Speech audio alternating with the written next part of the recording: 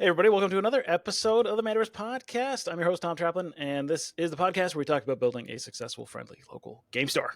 And I have another guest appearance with Kylie Prymus. He's the owner of Games Unlimited. He is the guy to talk to about board games, and this is definitely the time of year to discuss board games. I don't know if so. This is March 25th of 2025. It has been a tumultuous time, and we've got a lot to talk about. So thank you very much for joining me on the podcast, Kylie. Yeah, thanks for having me, Tom.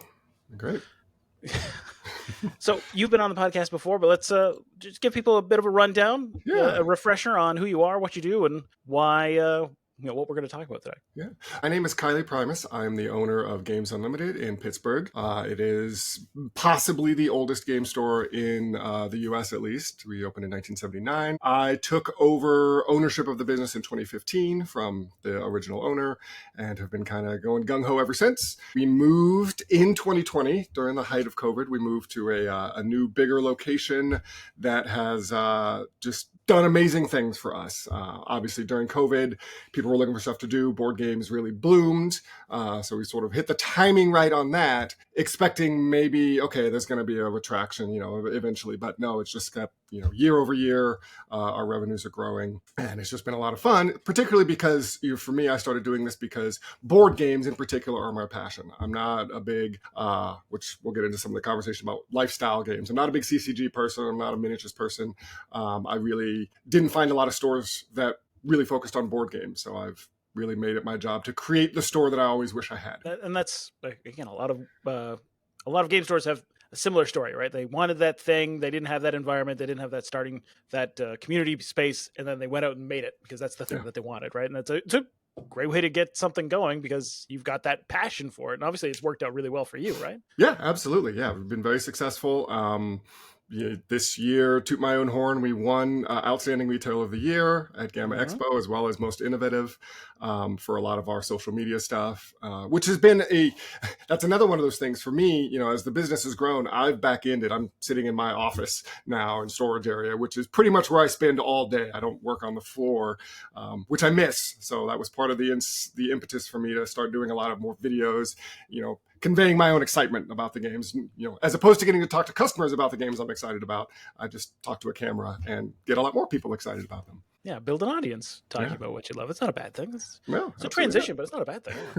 Yeah, and obviously board games are the subject of the day. That's what we're going to be breaking down. And I wanted to read a post by Travis Severance that was on Facebook, and it kind of blew up into this overall conversation. It led to you sending out a message to your customers, your email list, asking them essentially why do you buy board games from us, from Games Unlimited? Why do you buy from your friendly local game store instead of any other avenue? But I thought we'd just quickly read through his message because it was a good, concise summary of all of the, I think, frustrations that a lot of store owners experience trying to make board games work. So I'm just going to quickly read through that, and then we'll just kind of go into the conversation from here.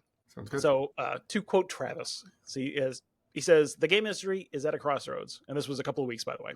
It was happening before tariffs, and this will only exacerbate things. Let me preface this by saying that board game sales are a significant part of the businesses I manage. I spoke to this about this before, but I want to put it under one post. As more of board game sales are taking away from game stores, less game stores are going to carry board games. This isn't a feeling or a hunch, it's a fact. Board games take up an immense amount of space. Margins have started to erode pre-pandemic and have continued.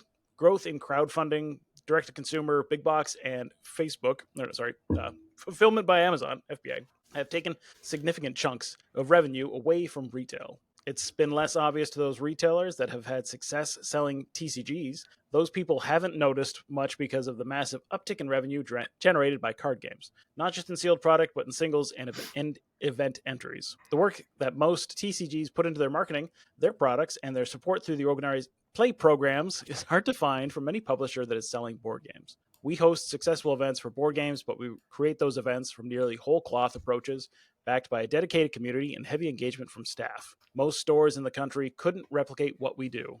The space, time, commitment, and the support for those events don't exist at near the level we see from CCGs. That's not to say we haven't worked directly with publishing partners to try to come up with ways to partner. They just take more work, more space, and more time to see results that are similar. Put simply, it's much more difficult to find revenue in these board games than it is for a card game. There is no singles market either that we can get as close as you can with a used board game section. I think the reason that the floor felt as empty as it did on the second day at GAMA was largely due to a significant number of retail attendees being singularly focused on selling CCGs. I think lots of retailers have given up at this point. They don't want to deal with the never-ending increase in titles. They're sick of keeping track of crowdfunding campaigns that may or may not deliver. They're sick of having to feel like they need to be the warehouse because the relationship between distributors and board game publishers is broken. And they is also me, by the way, Travis's words. I have one section of products that has producers attempting to disintermediate the shit out of me, and another that is actively developing tech to make life easier and better. Whether that's the myriad of card sorters on the market, the advances in tournament software, the increases in sale platforms, and further dedication to both in-store and aspirational pay. If you are a publisher that has a strong relationship with your customers, by all means, lean into selling directly to them as best you can. If those sales are coming at the cost of the retailers that are showing those games and building those communities, regardless of your short-term gains from those sales, I would be concerned about longevity. Everyone needs to do their best to survive in this business. Retail is always going to move to the easiest, most profitable thing to sell. The harder it is to make a profit on something, the more resistance there is going to be. When you see so many CCGs in the marketplace and ask how they can all exist, it's honestly pretty simple. Retail understands CCGs and the opportunities they bring. They built into the product in a way that board games, miniature games, and RPGs don't have. Sealed singles and events all can be profitable, and the product takes up very little space at a dollar per inch equation. When we learn the game and train our staff, the value is exponential for the life of the card game. Learning a new board game, the same, and in some cases, more effort for gains that are far more difficult to calculate. There's a schism coming. Enough money is being removed from retail that board games are less and less a reason for success when compared to card games. I'm not sure the American market is mature enough for board games to live without retail support, without retail marketing, without retail passion. If enough of these dollars get pulled away, we will surely find out. That is a bit of a dire proclamation, I would say. Yes, absolutely. And I read this coming back from Gamma Expo, where I had the experience. Obviously, I know a ton of retailers. I hang out with a lot of fantastic retailers, and when I walk the show floor, whether it's Expo or a consumer show like PAX or Origins or things like that, I'm always looking at what's the cool new board game product, right? That's what my passion is. That's what my store does, and I share that with other retailers. And they'll often come to me knowing I'm a bit the expert on board games, like what looks cool. And never before had I had so many retailers, respond to games that I would show them and say, well, that's not going to work in my store. That works for you because you do board games. But my customers aren't going to do that. We're not going to learn that. We can't sell that. I was just hearing that over and over and over and over and over again, that anything that was more complicated than like a 2-minute teach family game, so many retailers just weren't interested in. I was like, wow, that's fascinating. And so one of the things I noticed, I appreciate you reading Travis's post, because I read it and I was just like, as you said, that was the impetus for me going, I'm not having this problem. If anyone should be scared, it's the store that hasn't diversified, that really has one main product line, and that's board games. Our second best line is RPGs. But as I mentioned, we don't sell CCGs, we don't do miniatures, and we don't run events, not in the classic way that Travis is talking about here. And Travis talks about trying to fire board games events, trying to make that work. And he has a very large store. I'm sure he knows his board games very well. So that was the other thing, another conversation that I had with a retailer. Someone asked me, hey, our events manager is really having a hard time getting board game events to fire. What's your secret? It's like, I know that you are so focused on board games. How do you structure your board games events to get people to come out and do them? And that was an interesting question, because I said, I don't know, because we don't, right? And what that made me realize is there's a mindset of, when you're supporting a CCG, you're running Friday Night Magic, you're running Yu-Gi-Oh! Nights, you're running Learn to Play. You're doing all these things. You look at most game stores' events calendar, and it's CCG after CCG after CCG. That's what they're running. And so they think, well, Pokémon selling because we're running events for it. Board games will sell if we run events for it. And, the person I was talking to realized, maybe it's a different way of thinking about it. You don't think that board games, the way to make board games successful is to run board games events 2 nights, 3 nights, 4 nights, every night of the week, because I'm running board game events no nights of the week. And they're selling hand over fist. So, one of the things I see in this post is I was very glad to have you read it, and I was following along this time too. I noticed a couple of interesting things. One, Travis says that retailers are going to move to the easiest, right? What's the easiest way to make money? And obviously, yes, of course, we want to do that. Now, a person like me, because I'm not diversified, pretty much solely board games, I don't have the option of I'm not looking over here going, wow, I'm spending 40 hours a week focused on board games for a little bit, but the 10 hours a week I'm doing on CCGs is just blowing up. Obviously, if I were in that situation, I might be thinking of going in a different direction. You lean to the easiest flow. You lean into the easiest thing. But what that also tells me is that if we're at a tipping point, if board games are going to start dropping off as a percentage of the presence in retail stores, it's a percentage of presence in the stores that are more full service, what they call game stores, that do all of the things that are traditionally associated with tabletop gaming. It doesn't tell me that this is going to be a problem for stores who have their singular focus on board games. One of the ways I would respond to some of the things that he brought up, right? Yes, so many more publishers are going direct. They're doing crowdfunding campaigns. They're selling direct to the consumer. That's going to have an effect on that publisher's long-term viability. 100%. People aren't going to be discovering their games unless they're already into the hobby. They're going online. They're seeing the crowdfunding. But from a retail perspective, and this is part of the reason why so many companies are going that route, there are so many products in the board game space that it doesn't matter to me that so many companies are going direct. It's not limiting my ability to bring product into the store, because for every crowdfunded game out there, there are 10 games that maybe were crowdfunded, but have now moved into retail distribution or direct sales or whatever. I have options. I'm not seeing the options dry up, right? So the second thing is that, we don't know what's going to happen with tariffs and things like that. But, I also know as a brick and mortar retail store that has never relied on discounting my products as a way of getting sales. Obviously, you discount to clearance product and things like that. But as far as the business model, which a lot of online retailers do of discounting below MSRP, I sell everything at MSRP, and I've often sold above MSRP when the margins are getting smaller, which is one of the things that may happen with tariffs. We'll see.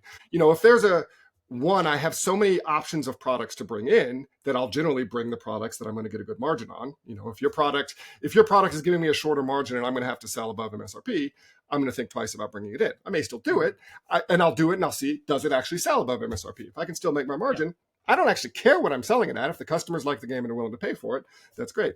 Right. But as the prices have gone up, revenues have still continued to go up. People aren't balking. Now, I'm not selling as much of the $100, $120 miniature heavy games as I used to, maybe 4 or 5 years ago. But the game that used to be $35 that may now sell at MSRP $45, that my customer base doesn't seem to be limiting the ability of those games to sell. Yeah. So that's all over the place. The post is all over the place. There's a lot to discuss. So I feel like that's a good point. And one of the things I did want to touch on was you mentioned the crowdfunding, the Kickstarters and all of this, and how this became a really popular way for publishers to get a bunch of games out the door, to get them started, to fund them, and get them manufactured and all of that. I remember there were several conversations that I've had with retailers talking about how they don't want to carry Kickstarters. They don't want to carry games that have been Kickstarted because all of their customers who wanted the game went and got it from the Kickstarter. So why would I bring it into my retail store? No one's going to buy it. Every single person got it on Kickstarter.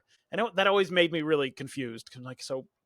I'm sure the number of people who play games or who buy stuff, just buy in general, who also buy things from Kickstarter is a fraction of the total population in a market, right? So that was always a mindset that I found strange. It's everyone bought it.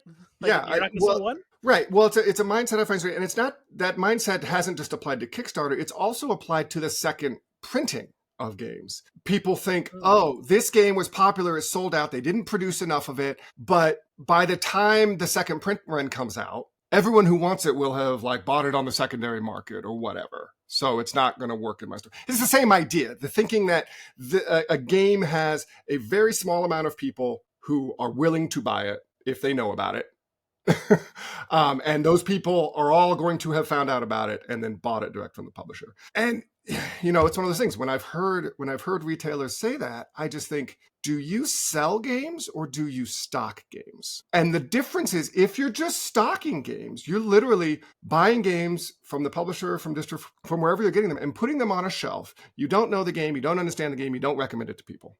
Then of course, the only people interested in that game are people who already know what it is, because you're not actually exposing them to it other than having it on the shelf. Mm-hmm. I've always said we're in the business of selling games, not stocking games. And this does go back to something that Travis talked about in his post. He said, learning a game, training your staff on how to play a game is easier for CCGs because you learn that one game and now you've got a huge long tail. You're running events. You're doing everything in your power to get as many people to know and understand and play Flesh and Blood as possible, mm-hmm. right? I don't do that with any particular game, right? I bring a new game into my store and I'm not going, hey, everybody, learn this game. Let's sell as much of this game as possible. You know, the mindset is, hey, understand what this game is and understand who might like it. When the customer walks in the store and they're saying, I'm looking for something that might do X, Y, Z. Well, maybe game X is that game. Now, that does require, you know, Travis said learning and training is easier for CCGs because you're just going to do that one thing and you're going to push it. It's one of the reasons why we can't, you know, I don't have my staff, you know, spend hours learning how to play SETI, for example, big, heavy, complex Euro game. You need to know all the ins and outs of it because you need to sell the person who, you know, may have one small problem and not sure if it's just, no, generally jam this game into their issue and make it fit. Right. We need to take one of these home. Right. So, and that's the reason why if the store is selling games, it doesn't matter if it was crowdfunded. You're giving it a new audience. People are walking in that have never seen the game. Well, what's this? Tell me about this. You know, whether it's crowdfunded or whether it's a second or third or fourth print run on a game that's been on Obtainium, it still has life. I think that's a really great distinction. The idea between selling versus stocking, just carrying it. And I think one of the comments in that thread, somebody mentioned the idea that games don't sell themselves. Like, I think specifically board games don't sell themselves. And that is that's a really good point that needs to be emphasized, that the idea of somebody coming in and just, you know, picking something off the shelf and it's going to be a perfect fit and they're going to be able to identify all the different versions and all the different play styles and everything. That's right. Almost impossible, right? They need your help. They need your guidance and your knowledge of the industry. So I think, in fact, it's a funny thing. I tell a publisher, your game being too good at selling itself can actually be detrimental to my staff recommending it. Because if we bring a game in and it's just because I assume because the publisher's done a lot of good marketing, which is great. I'm happy for things to be easier for me. I'm bringing in this game, I'm setting it on the shelf and it's just flying. But what happens is if it's selling itself, I don't have any reason to learn the game or for my staff to learn the game. You know, it's like, it's already selling. We're going to spend our time learning something else. So you can be a victim of your own success that way. But at the same time, again, we do want things to be easier. So I love games like that. We've got lots of games that sell themselves and people ask me about it. You know, I actually don't know much about it. I just know that it sells like crazy. Yeah, that's not a bad thing because that can be a gateway into other stuff and other games and things like Absolutely. that. Absolutely. But yeah, I think the other thing that you talked about was the difference between somebody, the mindset of like, I need to sell board games. I need to run board game events. Yeah. I need to do the exact same thing that I do to sell Magic or I do to sell Pokémon or whatever CCG. The template of what that looks like doesn't apply to board games or it doesn't work the exact same way. And Correct. I think that's where there's maybe a mismatch that people are like, I tried board games. It's not working, right? Because they're trying it like it's a card game. Right. And I think there's like a different approach. There's a different approach. I think what I hear, because again, I'm not big, I don't know a ton about CCGs, but I know we talk about the kitchen table players for CCGs, right? The kitchen table Magic players. These are your customers that come in, they buy packs, they buy boxes, they whatever, and they never come to one of your events. They have no interest in coming and playing in your space in a tournament or a casual. They've got their group of friends that they're going to play Magic with at the kitchen table.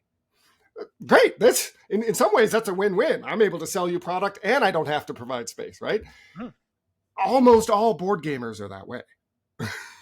They're playing games with their friends at home. Yeah, we have people, we get, asking us, do you have event space? When is your event space going to open up? What are you going to have? Like, we will open up event space eventually. It's been a slow going with permitting and things, but that's very much the exception, not the rule.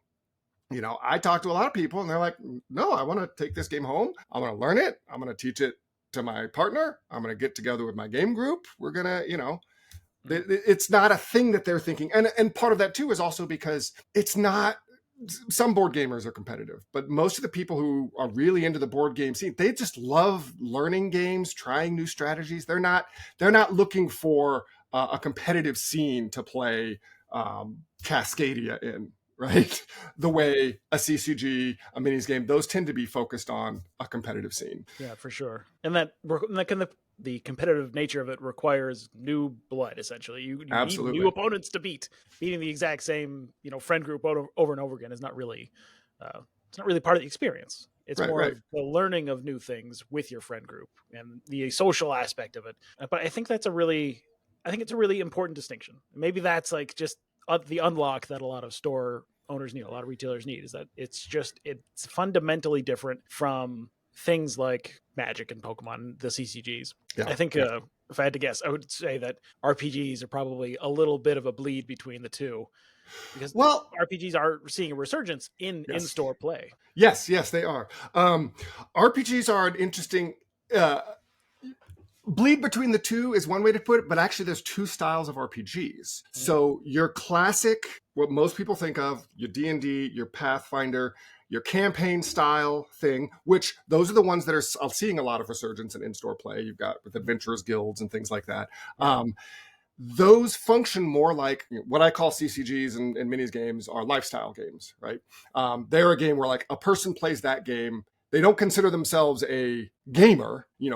People don't often consider themselves a CCG player. I'm a Yu-Gi-Oh player, right? Yeah. That's their game. That's their identity.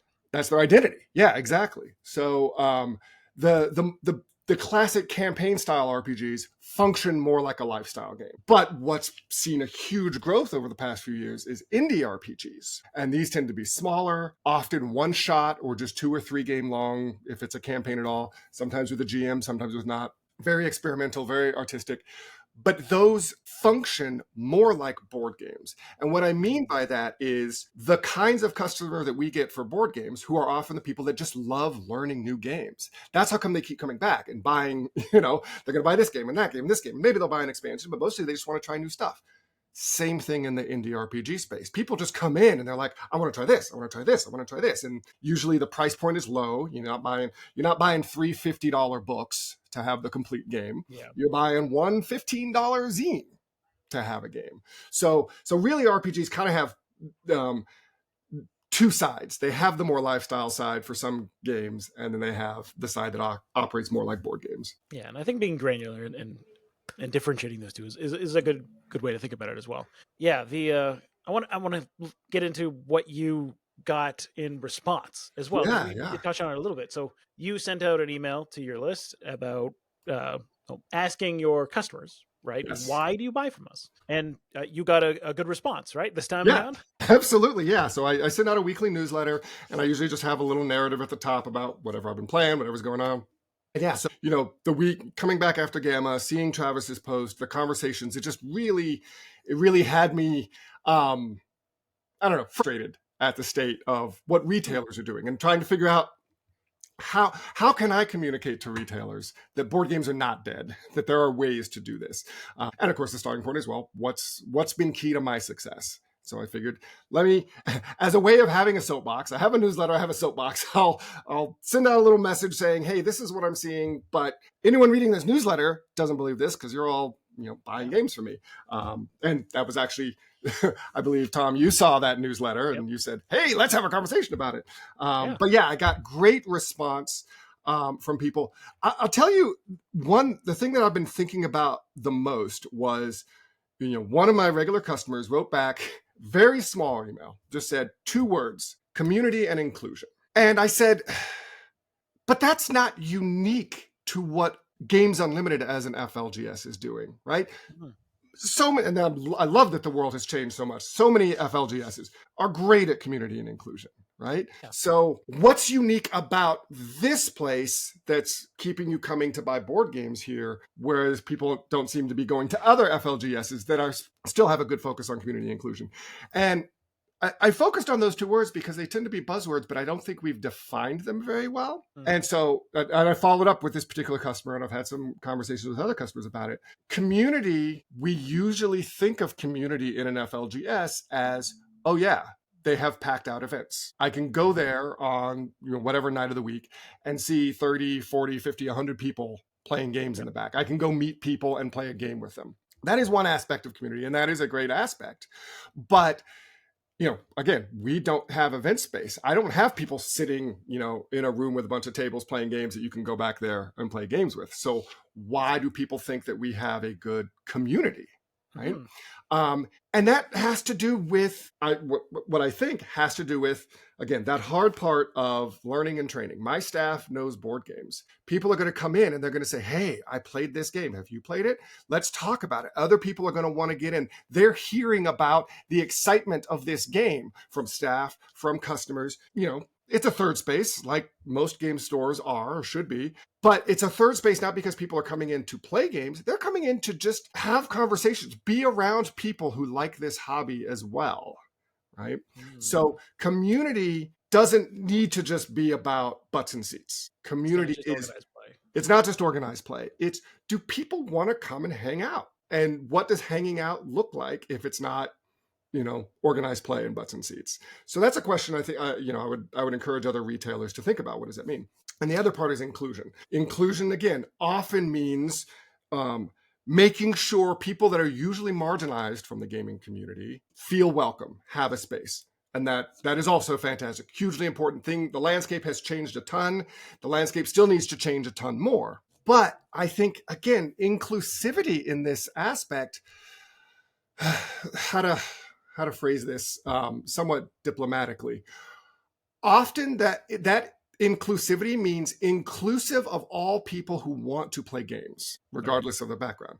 But often what's not thinking about is how well are you including the people who walk into your store who don't know anything about games, who may actually even be openly hostile to games, right? Who are like, this is not a place for me. How are you engaging with those people? How are you making them feel like, hey, look, I know this is overwhelming. There's a ton of games here. Let's talk. Let's talk about why you don't like games. One of the things I usually say as soon as, because often someone comes in and they're coming with a friend and they're like, I'm talking to the friend about games, and that person's like, oh no, I'm just with them. I don't like games. And I usually look at them and I'll say, I played Monopoly once and I hated it and I never want to do this again. I'll say, look at that. Did you have an older sibling that just beat you at Monopoly when you were a kid? That made you play Risk for 5 hours and wouldn't let you concede, even though, and they were like, yeah, games are terrible. I'm like, well, there's a lot of other types of games that are not like that anymore, and having ways to show them, right? We don't have event space, but we pull out games like, here, let me show you this. This is a fun little party game. Have you ever heard of a cooperative game? If you don't like losing games, well, you can work together. And so that is another part of what inclusion means, is my customers see that when people walk in that would never call themselves a gamer, that have no idea what all this stuff is, we are inviting them. We're saying, oh, come, I'm going to nurture you and turn you into someone who likes this stuff. So again, that's a different way. It's almost using the words inclusion, two different ways. And those are things that from the board game space, I think sometimes can be lacking in a friendly local game store. Because if the staff's not trained, doesn't understand a lot of the board games, how inclusive can you be if your staff only knows Yu-Gi-Oh, Pokemon, Magic, Flesh and Blood, the CCGs? If someone comes in and doesn't like CCGs, what do you got? Yeah. Right. And also, there's also the tendency of, I do remember even amongst card games versus miniatures, there's this, I want to say elitism in some cases of like, absolutely. No, my game's you're just a smelly Yu-Gi-Oh player, you're just a crunchy Warhammer player, right? There is a little bit of that too, and like that's also something I'm sure retailers try to avoid, but we all kind of bring our biases to the table in a sense. And like if someone's a Magic player and they're working at your store and they're trying to convince this customer, like, well, this is the thing that you should try out because I love it, right? This is my thing. This is my game. it can be off-putting in a sense if that's just not what they're interested in, and if they don't have the skill set, like it sounds like your team has, to help them find the experience that's right for them, and not just the one that they prefer. Exactly. That's going to be really, that's going to be a tough sell. But like that's maybe that's the key, right? That is, I mean, it's so much a key. That's an interview question for us, right? We literally ask someone to tell us about a game they've played recently that they hated, and after they describe that game, I say, now, who would you recommend that game to? Like, you don't have to like a game to understand what are the mechanics of that game that make it appealing to someone else, and what's that going to work, So yeah, I mean, a huge part of that. Another thing people said a lot is our ability to just demo games very quickly, right? Again, leaning into not having an event space. And we run like an official learn to play event for a board game weekly. It's a fun thing. People like it. Sometimes it leads to sales, sometimes it doesn't. Although that is a big thing I tell retailers a lot of time is like, you can't think about running a board game demo as its success is measured by the number of units of that game you sell. Because running a board game demo is bringing people into the store, exposing them to something. If anything, you need to measure by how many people came in because of the demo and then bought something else. Right? Just because that particular game wasn't for them. The demo did its purpose. They played it. They decided whether it was a game they like or not. If they didn't like it, maybe they say, okay, well, show me something else. So, because I think we do get caught up in, I marketed, I learned this game, and we had people come and we sold one copy of the game. It was a failure. There are other metrics. Being able to, one of the things we have this demo bar where it's set up kind of like a bar. You can set up at the stool, and we have all these games, generally quick 10, 15-minute games that we're happy to show you and demo to people. Again, that is, oh, you don't know what you like? Here, let me show you this. Let me show you this. Let me show you this. Is it easy? I mean, I suppose not, in the sense that we might spend 45 minutes with a customer and have them buy a $15 game. But again, this is about community. This is about a person coming in and knowing, I'm going to help you find a game. I don't care how long it takes, because I'm going to create a relationship here and create a valuable customer and turn you into a person who comes back and says, that was fun. Can we find something else? What else can you recommend? Yeah. So that was the thing I got a lot, just that our willingness to just literally sit and demo a game with people frequently. This is something that I think is hugely important, which is location. A lot of our customers said, I buy from you because you're close, right? I buy from you, or I discovered you because you were on a major shopping thoroughfare. Right. So if you have a store that's, in a suburb strip mall, that's more of a destination, people have to find you because they're looking for certain games or a certain type of event to go to you. It may not be as easy to get as much walk-in traffic, and, doing what we do may not work. What we do works because we have so many people just walking by, very walkable neighborhood, things like that. So that is a key. Discoverability, yeah. And I think it's a key. Anyone thinking of opening a game store has to think about their location is going to determine the type of thing that they can do. It may not be worth the effort and all the training and everything of what my staff does if I were out in a suburban strip mall where people aren't going to go out of their way to come to me, right?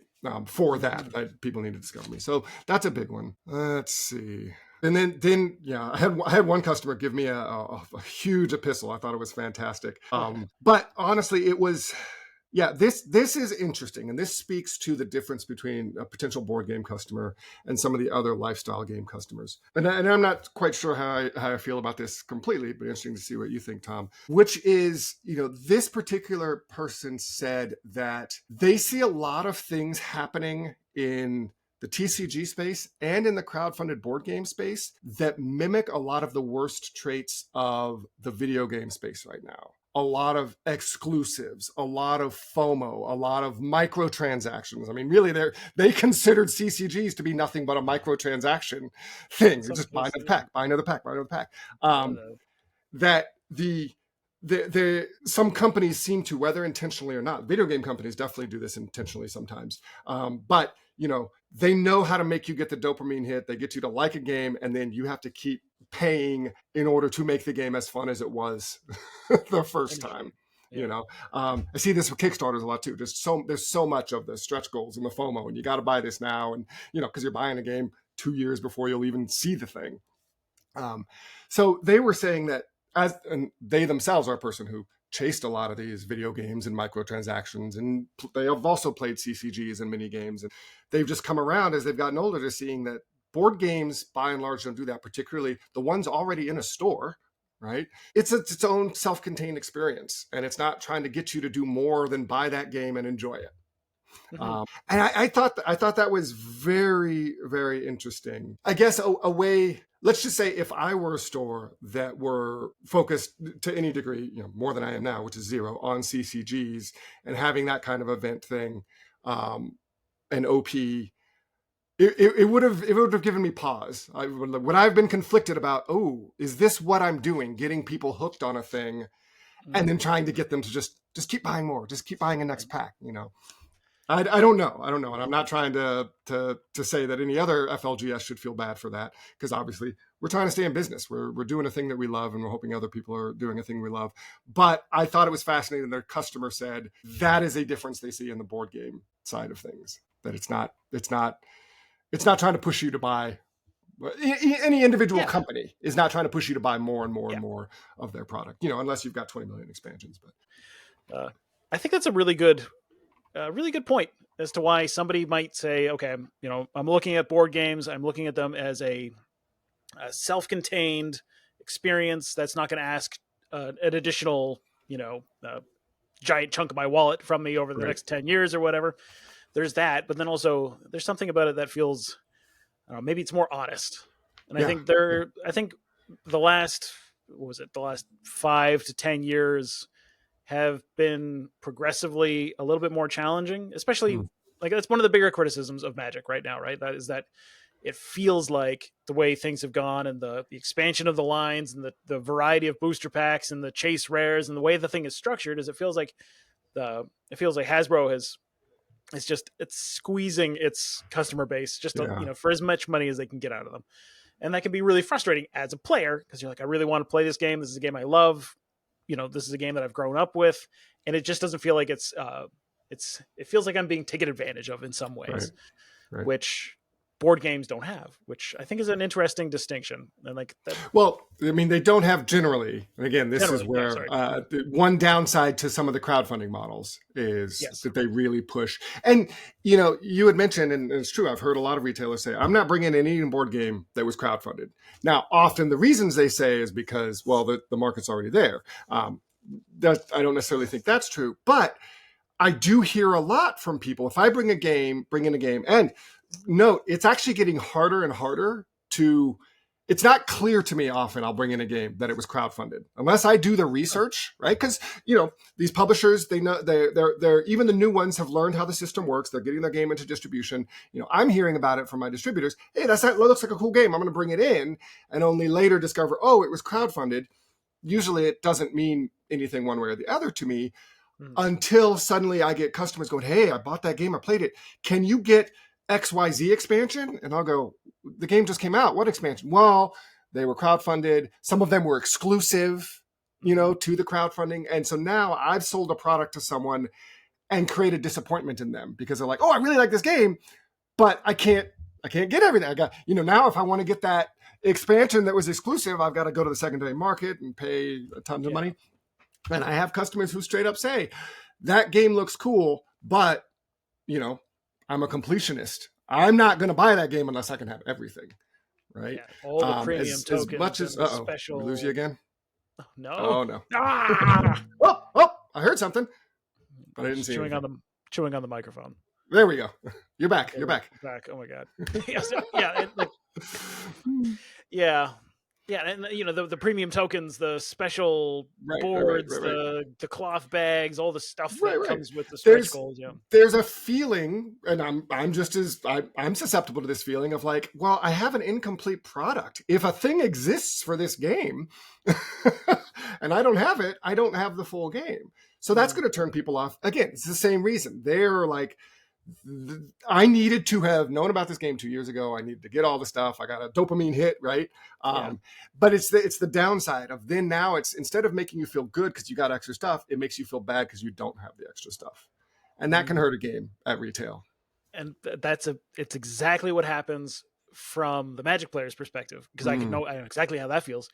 Right? The idea of they're like, there's now 5 different variations of a card. So if I'm a completionist and I want to collect a set, the ability to collect that set is almost impeded by the variety of the foils and the chase and the serialized cards. Like, it's just impossible now. So the people who came to this particular card game, Magic, with that experience, and that's what they liked about it, can no longer do that because of the change in how they've presented things. And in that exclusivity, the booster fun and all of that Wizards introduced to the game has downsides, as well as, like it comes with that thrill of, I opened something cool and shiny, but it also comes with the flip side, which I think is harder to see. It's not as obvious when you're like thinking up these programs, right? Which is why I'm hoping that's why Wizards has they introduced it, because it sounds really cool and it's fun and it sounds like it's going to be great,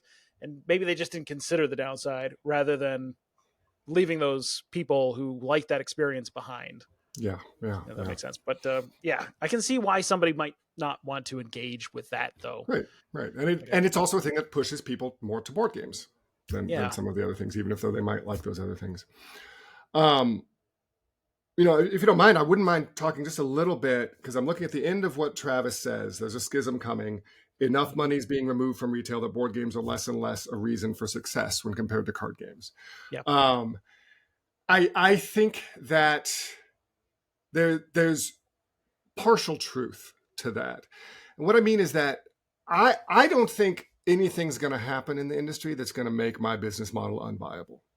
And I say that because there are so many publishers and so many games. For me to say, look, I can't get XYZ, or I can't do that, or this one's on that, I've got other options. I know how to explore those other options. I know how to get games on my shelf. So I think board games are always going to be viable for me. But what can eventually start to hurt the industry and the growth is, if stores are looking at stuff like this and looking what's happening and saying, nope, I'm not going to double down on board games. I'm going to start liquidating. I'm going to carry nothing but the top 10, whatever. That's making it harder and harder. That it's a cycle. It pushes anyone who wants to make a board game to say, well, it's not going to be in retail stores because stores aren't carrying it. So all the more so, I just have to go direct. I just have to crowdfund. And we're already there. We're there because the signal to noise ratio is so high, right? You have to crowdfund your board game. I've learned this long ago. It's a marketing thing, far more than it is a capital raising thing for most games. That's how you get eyeballs on your game. You get seen. I mean, even me, I don't crowdfund games anymore as a retailer, but I'll see all the ads. It'll get into my head. And then when eventually, hopefully, that game comes into distribution or the publisher reaches out because it's now in stock and they're ready to sell it direct to me, I've heard about it, right? Mm-hmm. So it's the signal. There's just so many games out there. And that is making it harder and harder for publishers to get into game stores. Because even a store like mine, who carries, I don't know how many thousands of SKUs of board games at any given time, but I'm bringing in a dozen new games a week of a list of 100 I could bring in, right? And that's like a 10%. 10% of the games I see actually come to my shelves.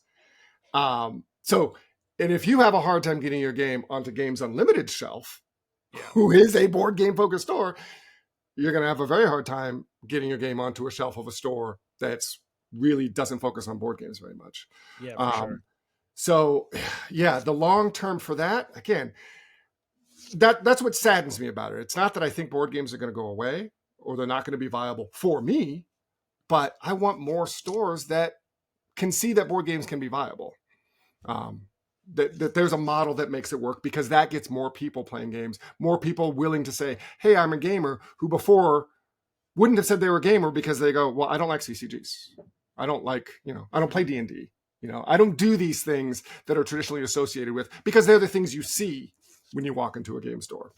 Mm-hmm.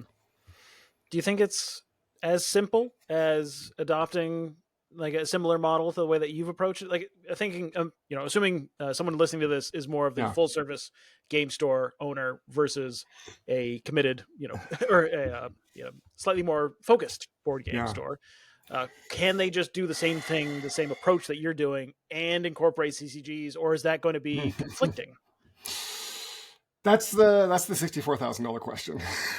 I mean, I have spent the last many years. I mean, the probably past 8 or so years that I've been involved with really trying to like give back to the tabletop gaming community, working with other retailers, working with publishers, being in leadership at GAMA and things like that. And it's really,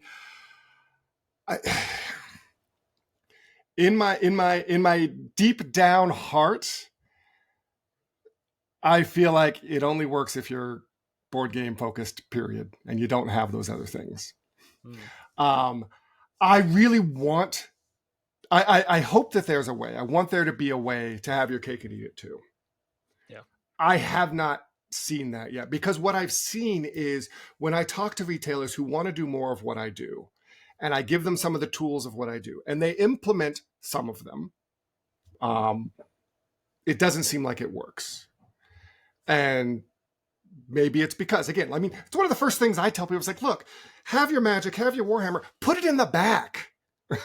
Yeah. The people who want to play, War Machine are going to find you. You don't need a big War Machine cutout in your front window, because they'll see that and go, cool. But the non-gamers and the soccer moms are going to go, nope, that's not a store for me, and never even walk in.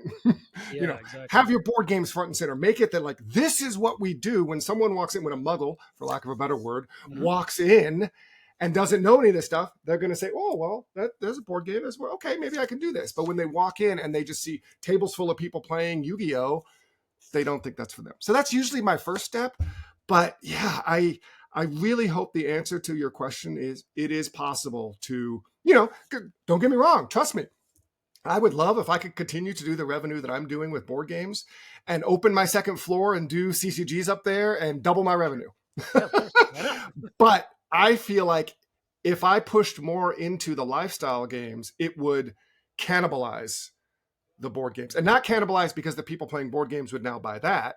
It's, I would get a new customer base that's buying the lifestyle games, but I'd be pushing out the customer base that's buying the board games. So I don't know. Maybe the solution is have two storefronts. For all wealthy, I have two storefronts next to each other. But yeah, I don't know. I want them to be able to coexist. But I also know, and this is exactly to Travis's point, we want to do what's easiest and most profitable. And when you've got both, and one of them seems to be very profitable and doesn't require as much work, of course that's where you're going to put your energy. Yeah. I would probably be just as guilty of that. Because I don't have them, board games are where I need to pour my energy. Yeah.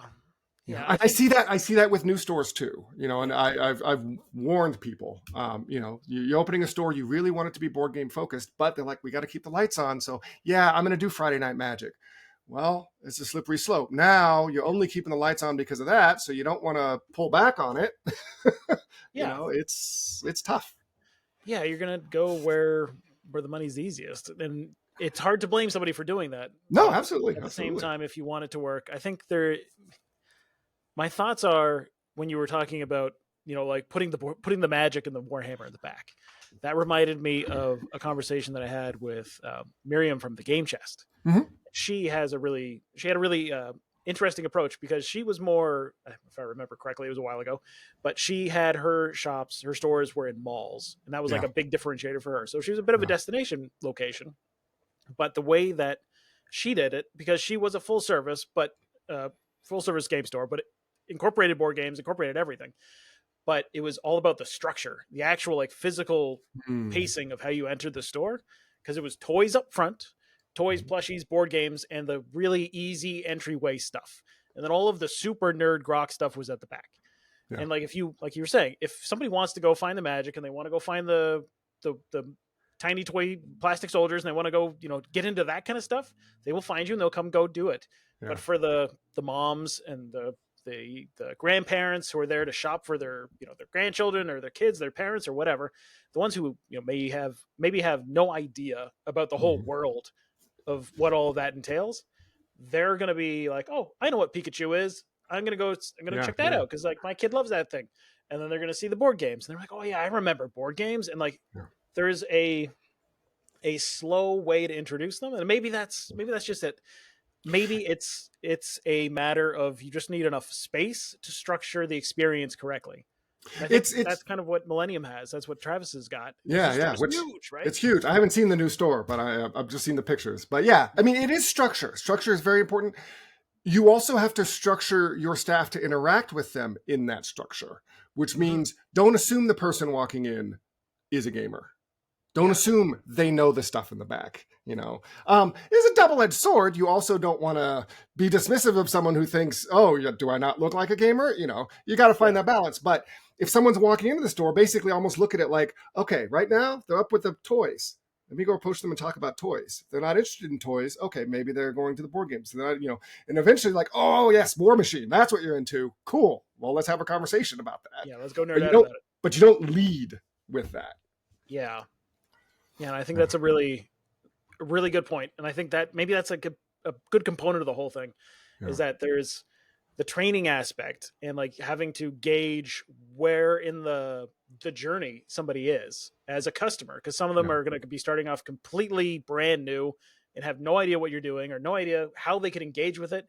And if you get in there and you're talking about something that's a little bit too in-depth, like it's a good nerd way to put it. But if you're just too in the weeds with it, then you're just going to scare them away because they're going to be completely overwhelmed by all of the options and all of the jargon that we as nerds, you know, talk about all the time. And they're just not going to be able to engage with it. Yeah. And another aspect of space, and I had customers comment on this, which made me feel good because we talk about this as a staff a lot. You know, we moved into this location in 2020, height of COVID. So everything's very open, right? It was like, we needed the 6-foot distancing had to be key. And we've kept it that way because people like lots of space, you know, and that's the thing that's hard. Like, not a lot of retailers can do it. If you've only got 1,000 square foot store, but you know, even us with the space that we have intentionally made the choice not to continue to fill it more. We're running out of space. Like, we need more shelves, but if we put more shelves in, it cramps it more. And one of the things I realized is that compared to, say, the used bookstore down the street, you know, it's a classic used bookstore, packed to the gills, you know, you're shoulder to shoulder with the aisles. But people know books. People like, hunting through, you know, because they know what a book is. They know they like to read. You don't have to sell them on reading. With board games, if you don't know games, you don't want to be stuck in an aisle and I can't see what all these things are. It needs to be bright and open. That's part of the inclusivity. You're invited into this space that doesn't look overwhelming. But again, not everybody can do that. You know, I try to think back to myself. If I were back in our 1,000 square foot location, if I were to try to make it more like our current location, I would just have to have a lot less breadth of product, right? As opposed to trying to cram everything in and shock and awe with all the different things we have. But you got to make do with the space you have. Yeah, for sure. And that's always going to be the case. You have to use the resources and tools that you have available to you and try to make the best of it. And I think realizing, like I think you said it probably at the beginning of, maybe your location just won't work. Right. Like you know, the space you are, the town you're in, the people that you have in the local area, maybe there's just certain lines that you just can't make viable. Right. And figuring that out is an important aspect of it too. And if you really want to make board games work, maybe there's another location that you need to look at for that to be a thing.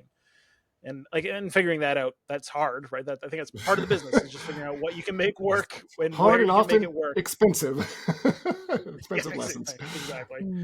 Absolutely. Yeah, it's a tricky one. Where do you think we're going right now? Like with the way things are at this point in time, where do you feel like 5 years from now is going to be? I mean, I'm optimistic in the sense that I've seen in the time I've been doing this, the growth in particularly the board game sector, people that come in who just want to play board games. They want to buy a new board game every month.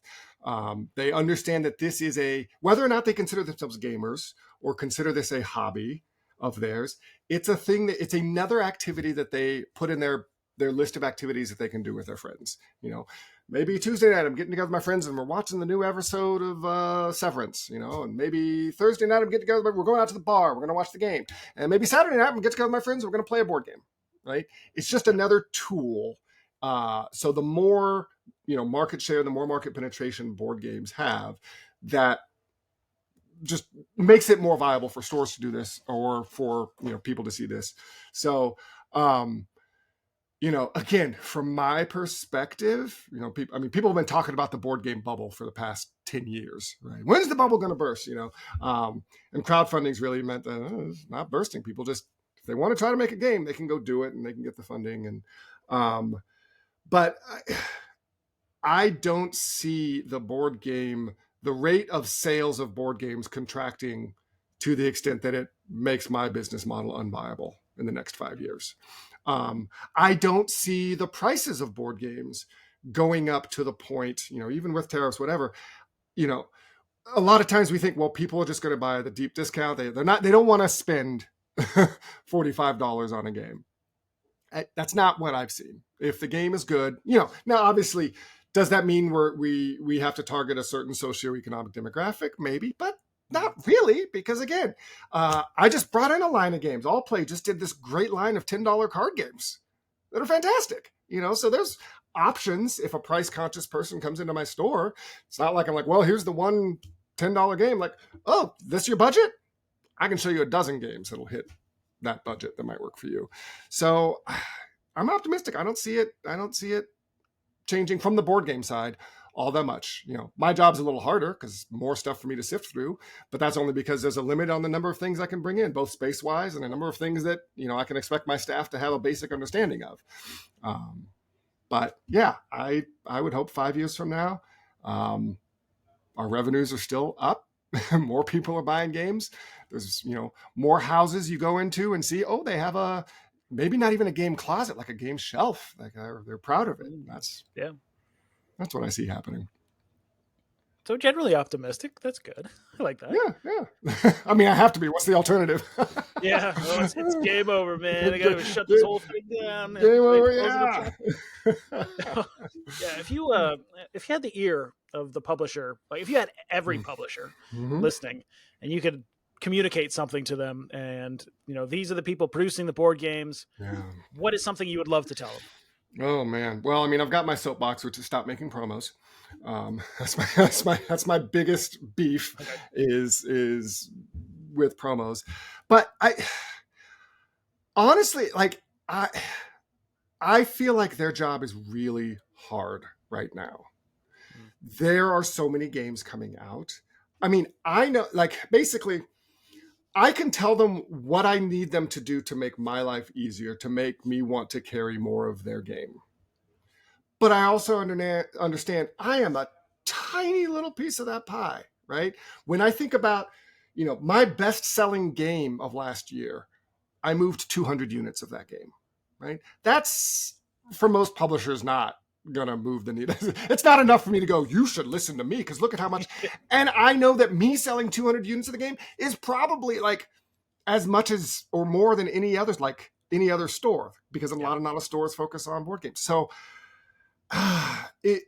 because I understand in the business relationship that I have with publishers, I know what works for me, but I also know I wish we had more data on how many of their games were sold in brick and mortar stores.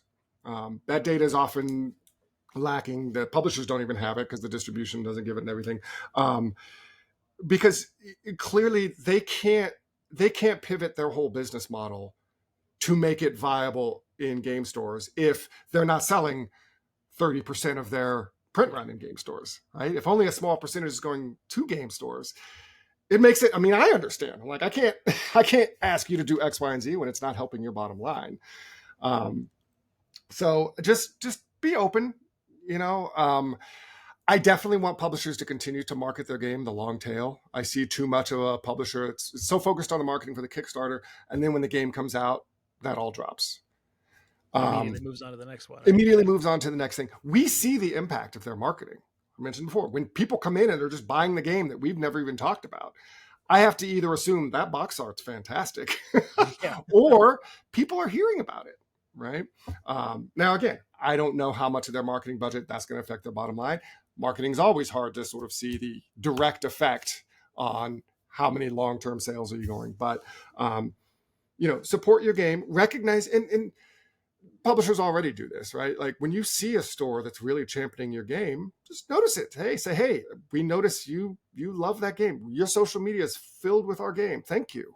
Because retailers can often feel like we're on the bottom of the totem pole. We're the last line. We feel like we're the most important because everyone feels like they're the most important, but we're right there showing the game to customers. And we think that's an important service that we do for the industry. And when we really go to bat for a publisher, we like that recognition too. Just say, hey, that's cool that you're putting our game in your newsletter. You're doing this. If you're a publisher and you see your game somewhere, just say, hey, that's cool. We're glad that you're liking our game. Yeah, for sure. Recognition is always nice. And I think you're right that retail is becoming a smaller slice of that overall pie. Yeah. I don't think that's necessarily a bad thing. It's not. It's just kind of the way the world is right now. But I think I've made the argument multiple times for Magic, but I think it applies to board games. It applies to RPGs. It applies to pretty much everything that defines what a local game store is. I think the major core products, that if game stores were to no longer exist, if retail was just gone as a tier, and everything was just direct to consumer and all of that, and it's just Amazon all day, every day, I don't think the industry would exist as it does. It would shrink drastically over the next 5 years. It would have some momentum, right? But you don't have these people who are engaging communities and showcasing the games and building the passion that keeps it alive, right? Like, I feel like retail in a lot of ways is what made it makes the entire industry what it is now. But it's such a slow process that it takes years and years to build the momentum that, if they were gone, we wouldn't notice it right away. And I think that's part of the short-term thinking of just kind of the way the world is right now. We all kind of have to focus on our problems at the moment, but we don't, as an industry, it's easy to forget how valuable the contributions are of certain players because it's not obvious, and it's not obvious what effects will happen when they stop caring about what you do. And I think that was Travis's point for the most part, is that, to put words in his mouth, is that if he stops carrying board games because they're just too difficult for him, right? It's just, I can sell other things way easier and they're better supported and they care about me more as a retail partner than, the average board game publisher, then that'll just fade. It'll fade away. And eventually the board game publishers will realize maybe what they were contributing. It'll just take a little while.